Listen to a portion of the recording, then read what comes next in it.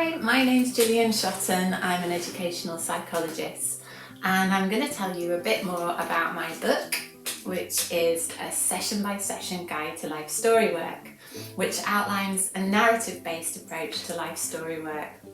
So if you're interested in finding out the inspiration about why I wrote the book and how it can help you in your work with children and young people, then keep watching.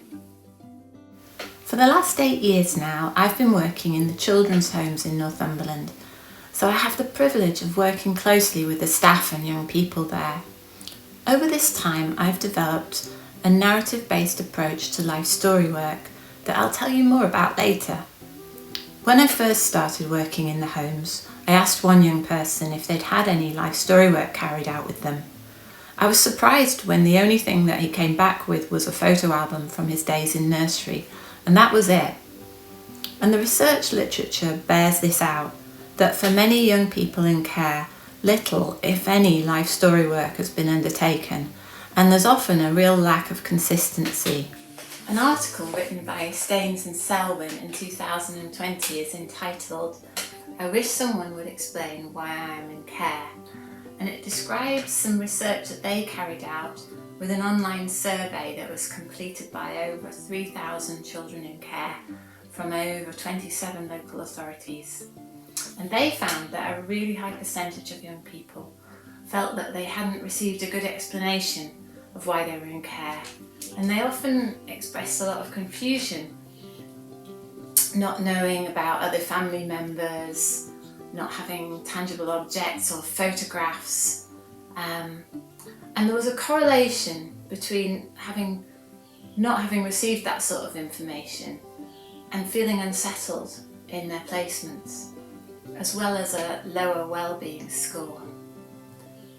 So it really shows that life story work is so important in being able to address some of those issues and being able to give those young people a coherent narrative about why they're in care and to understand more about their background.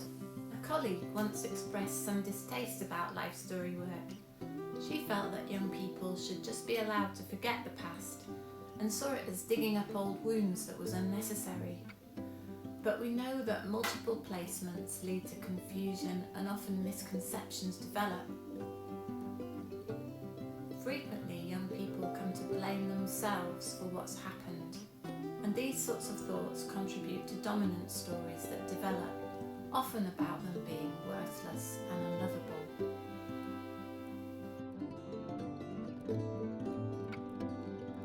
What research there is points to life story work being helpful and valued by the young people. So I asked myself, why should this be the case, that not much life story work is happening? And in my experience, social workers and other professionals often feel really daunted by the task, as it can seem overwhelming. Professionals express that they don't know where to start, and they also wonder if they've got enough time. There are also worries about how to carry it out in a way that's going to be helpful and healing and not re-traumatising for the young person. So that's why I wrote the book, to give professionals and carers a session-by-session guide to carrying out life story work, so that there's a clear plan to follow for each session, which tells you the resources that you'll need and the level of emotional demand and the questions that are likely to come up. And there are also examples of phrases, things to say and ask, so that you can feel confident that you're doing it in the most helpful way possible. I also wanted to make it really fun and memorable, so there are lots of activities that young people will enjoy and engage with, such as drawing, origami, using stones, and maybe capitalising on their interest in sports such as football. It's an approach that really helps you to get to know the young person better and to build your relationship with them. The session-by-session guide can be used with the security that each session is based on narrative psychology principles. Narrative psychology emphasises a person's individuality, their strengths and resilience. A narrative approach seeks to be respectful, non-blaming, and centres people as the experts in their lives. It views problems and adversity as being separate from the person and highlights the skills, competencies, values and abilities that people have that can help them to reduce the influence of problems in their lives. So in using a narrative-based approach to life story work, we help the young people explore and begin to tell helpful stories about themselves. In helping young people to make sense of their past, I was very aware of the danger of re-traumatising them by simply inviting them to tell and retell a single story account of their difficult life experiences, thus inviting what Michael White describes as a problem-saturated story that's internalised. A thin description of what has happened emerges, which can then come to define them in unhelpful ways. Using a narrative approach, however, the difficult times are acknowledged, but there's also an emphasis on how the young person has responded to those difficulties, the resilience they've shown, their strengths, as well as the positive times too. It looks not only to the past, but also emphasises who they are now, the team of people around them, and their hopes and dreams for the future. So some of the principles underlying the approach. First of all, it's a team approach. The book's designed so that undertaking life story work doesn't fall just on one person, but ideally there's a small team which consists of course, the young person themselves, and then one of the main carers, and one or two other professionals such as a child social worker or the psychologist involved. Often it's really helpful for both the carer and the other professional to be present in some of the sessions that are a little bit more emotionally demanding. There's also a big emphasis on relationship building through the sessions, which is why it's important for the carers to be involved there. A golden thread runs through many of the sessions is helping the young person to become more aware of the people around them and what they bring to their lives. Another important principle is the child or young person's voice and asking them what they want to know or find out about through the sessions.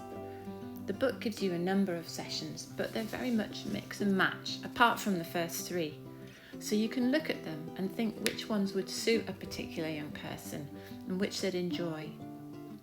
For example, Lydia had lots of moves, 12 in a short space of time, and many placements had pets or animals in them. She was on a farm for a couple of them. So animals were the thing that got her talking. For John, finding out about his father was the thing that he wanted to get out of the life story work. So we focus more on that in some of the sessions. Another important principle is that of consent. Before starting, you need to talk with the young person about what the life story work will entail. If, having understood what it might involve, they say that they don't want to or don't feel ready to engage with the work, then we need to respect this.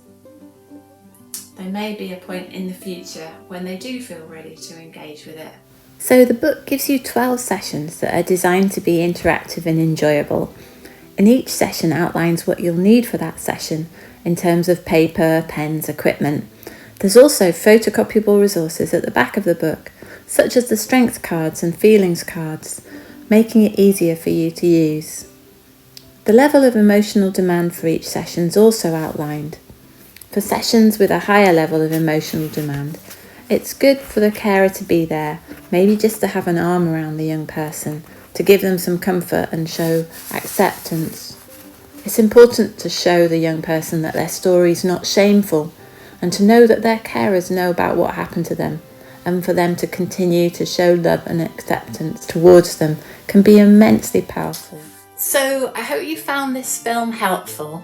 I'm really keen for more people to feel confident and comfortable using a narrative-based approach to life story work, so that ultimately more children in care have life story work carried out with them in a way that's helpful and healing.